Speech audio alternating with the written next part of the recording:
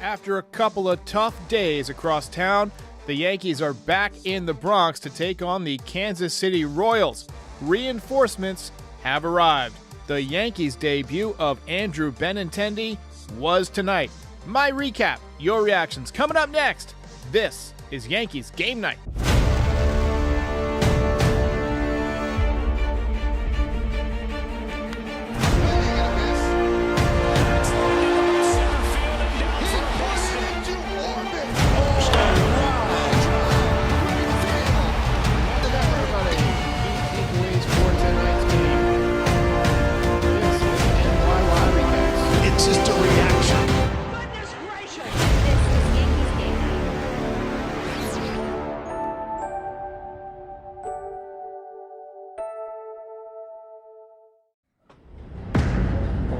All right.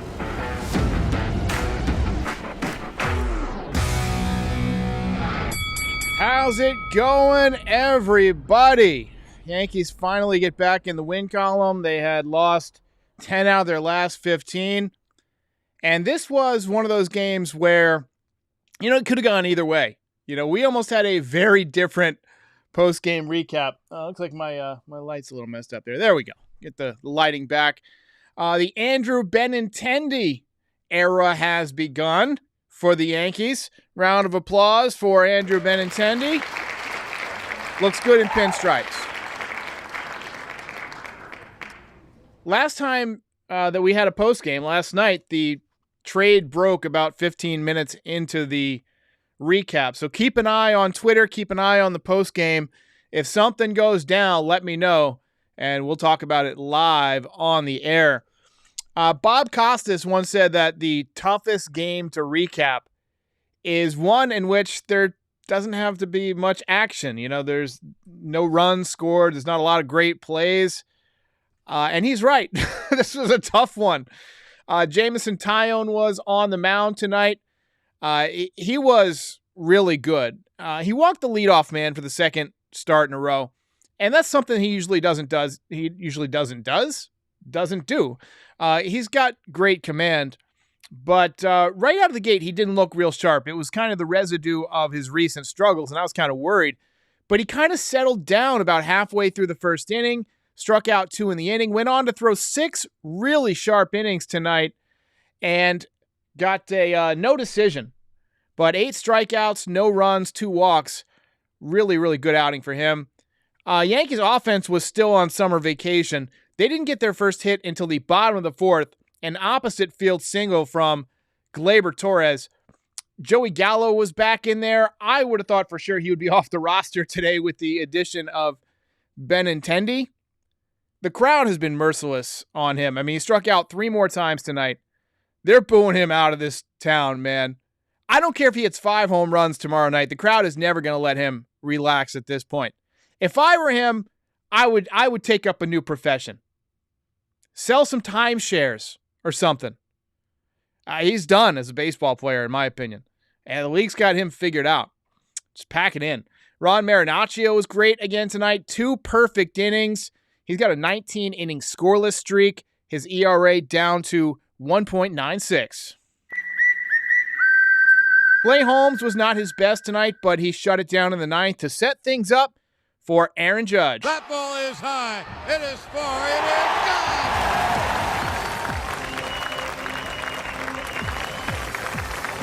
Pay that man his money. Only run of the game, and it was enough. Ball game over. Yankees win. The Yankees win.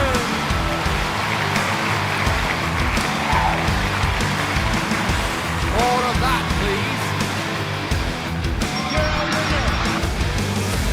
And when you hit a walk-off home run, you get the belt. No suspense tonight, just 1 run in the game, and it came courtesy of Aaron Judge. 39 home runs on the season. Let's go. Belt winner. He's matched his home run total from last season. He's got a real shot to get to 40 before August 1st. That's impressive. I don't care who you are. That is absolutely impressive. The reactions coming in. AK12 says, give Gallo the belt as a going away present. Yikes. Ziana Stunna says, man, it was great to see Marinaccio back on the bump. We've missed him the last couple of weeks. Yeah, he looked great tonight. I got to give it to Marinaccio. This guy has balls of steel. For a rookie to be as poised as he is, I mean, he looks like he was meant to be a Yankee. Loving what I'm seeing from this kid. Not loving what I'm seeing from the Yankees offense, obviously. Another really tough night, despite the walk-off home run. Just 2 hits for the Yankees. We got a couple of super donos coming in. Joey Gallo says, good, I can grow my beard back. Appreciate that. And then we got one from Ian1216 says, whatever Aaron Judge hits, he destroys. He's done it again. What a job by Aaron Judge. Hey, let's take a look at the box score. Not much to look at tonight. Timothy says, pay that man his money. Pay that man his money. Let's see here. All right. So Andy Yang also says, home plate umpire not good for calling low strikes on Judge. The umpire I thought was better tonight than some of the ones we've had recently, but still somewhat inconsistent. Let's take a look at this box score. Yankees obviously win this one 1-0, 67-33. As you can see, Seattle and Houston are tied in the bottom of the 6th at the top of your screen there. So the Yankees have a chance to pick up another game in the home field advantage race, and that's starting to get ever more important as we move closer to the postseason. Benintendi went 0 for 4 in his debut. I thought he looked a little bit anxious. He was swinging at the first pitch a lot. He swung at some pitches out of the zone. You know, there's got to be a lot of emotions for him. You know, he's going from, a bad team to a pennant race. First time putting on the pinstripes. Everybody says that does something to you. And playing against his former team in his first game. So, hey, I'm not going to hold this one against him. Aaron Judge just 1 for 3 tonight, but the 1-1 was a big one. 293 average, 1.028 OPS. Gleyber Torres had the only other hit in the lineup, an opposite field base hit in the 4th inning. Yankees only left 3 men on base because they didn't have many men on base. Pitching tonight, Story was the pitching on both sides. Singer was impressive for a 12-year-old kid. I thought he was going to, pitch and then go beat up the kid from A Christmas Story. That's who that kid looked like. What's his name? Farkas or something? Fargas? Tyone, 6 shutout innings. Again, the Royals are not a great offense. You expect him to pitch well against them. Marinaccio goes 2 scoreless, and Clay Holmes picks up the win in relief despite 2 walks. Look at that sparkling ERA out of those 2 bullpen guys. 1.96 from Marinaccio and 1.20 from Clay Holmes. More of that, please. All right, let's go back to your reactions.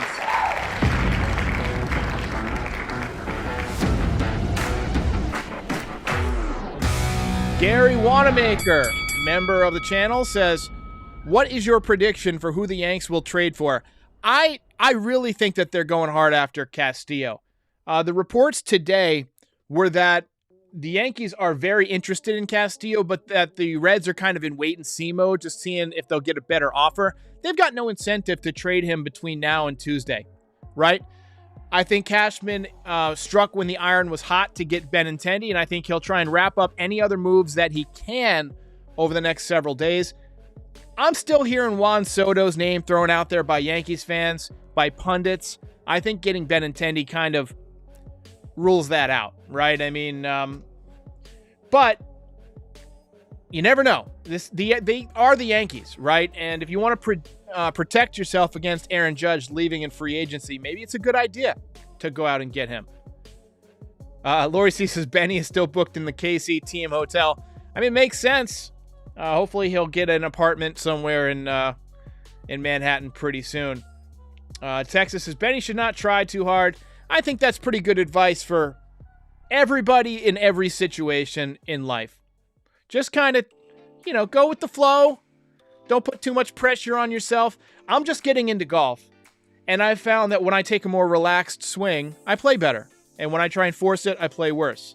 I think the same thing applies in baseball. Let's see. Eric J. Danis says, trade Tyone with Hicks and Gallo. Guy throws 6 shutout innings, and you want to trade him? Just a bit outside. We're going to get the just a bit outside on that. Let's see. T. Wood says, Benny has played in Beantown. He'll be fine. Yeah, Benny's not going to be fazed by this. He's played in the playoffs. He's played in the World Series. I believe, he was on that 2018 World Series team. So I think he'll adjust fine. He looks good in pinstripes, man. He looks like an athlete. And I saw there was a Twitter post that had pictures of Johnny Damon and his old Royals and then Red Sox uniforms. Didn't have the Oakland uniform in there, but and then his Yankees uniform. And it was like, I forget who the poet was that says, history doesn't repeat, but it rhymes.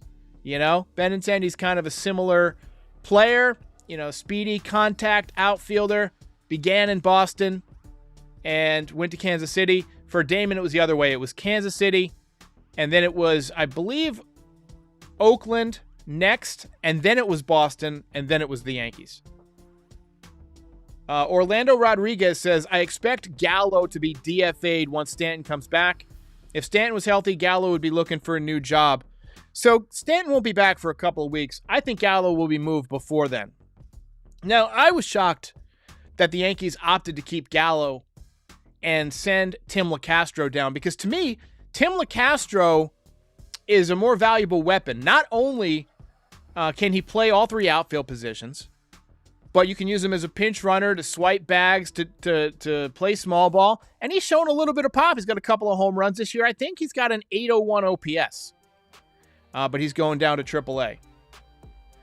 Ian says, what package of minor leaguers would you put together in a trade for Castillo? I think I would probably offer them Peraza, a shortstop who's nearly ready. But because you have a year of control on Castillo, that's not going to be enough to get it done.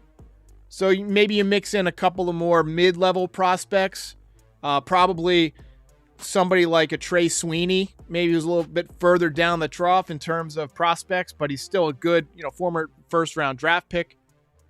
I think you hold back the Dominguez and the Volpe for Castillo, because I don't think it's going to take that much to get him. I don't think anybody's going to offer you anything more than that. But if they say, hey, look, we're going to trade him to the Astros unless you give us Volpe or unless you give us Dominguez, then I think you might have to part with one of them. But I'd be really careful not to part with Volpe. They talked about it on the broadcast tonight. They said, how many of these prospects don't pan out? Go back and look at the top 10 lists. But you can never predict the future.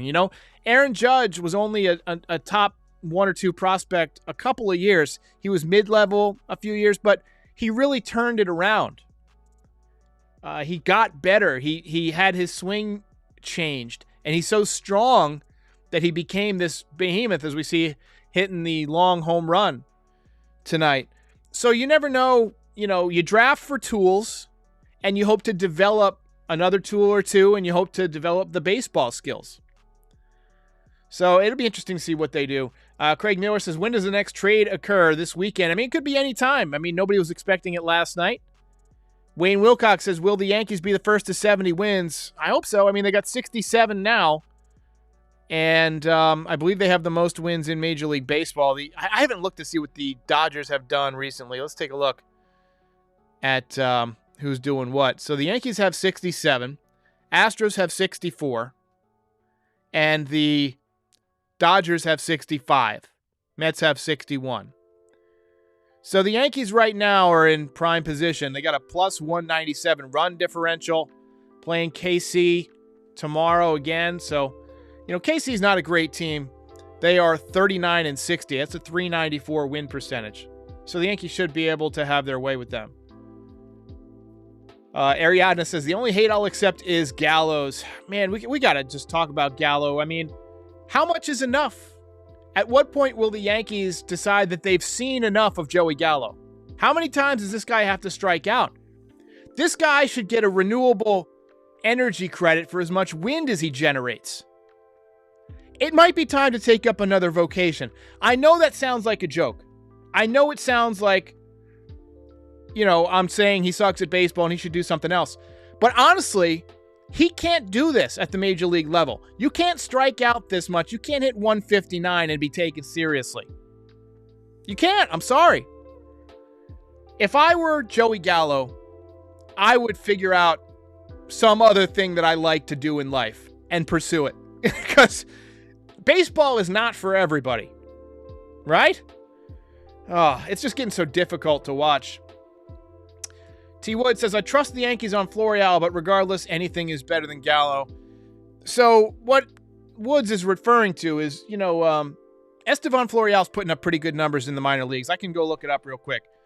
But he's been a Yankees prospect for a long time, and a lot of people think that, they should give him a chance, call him up, see what he can do. But the Yankees just refuse to do it. Let's see what he's got. Estevan Florial. All right, let's go to the Florial. He's come down a little bit on average over the last week or so, but 300 at-bats in the minor leagues in AAA this year. That is not a small sample size. He's hitting 287. He's got an 863 OPS. Got 29 stolen bases. The guy can run. Now, in the minor leagues, they do have the pitch clock, which we don't have in the major league, so that affects that a little bit. 24 years old.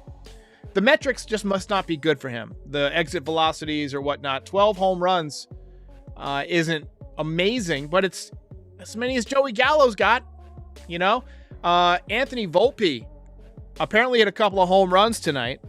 Let's take a look at his numbers. I don't know if they have these updated yet. I guess we're about to find out. He's got 40 stolen bases, 45 stolen. That can't be real. He's got 37 stolen bases. He's hitting 259, 15 home runs, 48 RBIs, 37 stolen bases, 835 OPS. He's legitimate. I mean, he's a 21-year-old kid who is really competing at the AA level. And these days, and really for the last probably decade or more, AA has been the real test.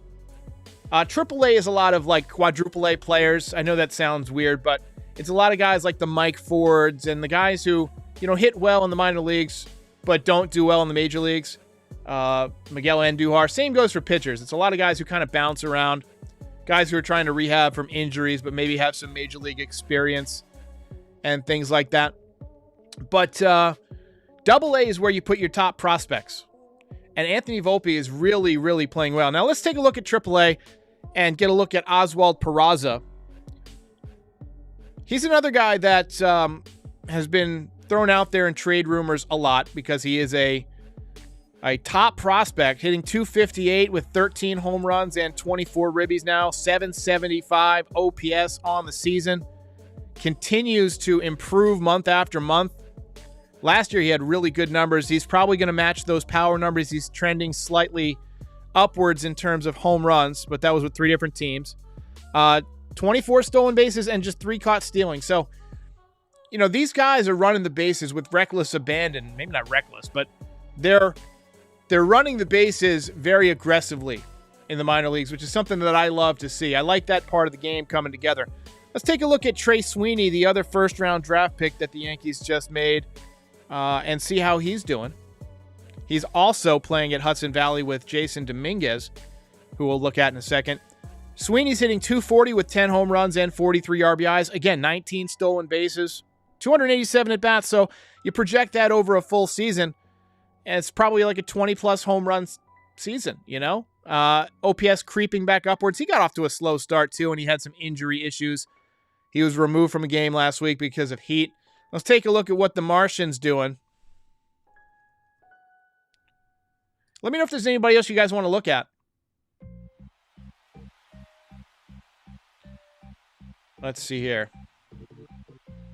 268 average, 10 home runs, 41 ribbies, 21 stolen bases. Goofy says the Mets got Tyler Naquin. Is that true? If that's true, that's breaking news. Naquin, a good left-handed bat from the Reds.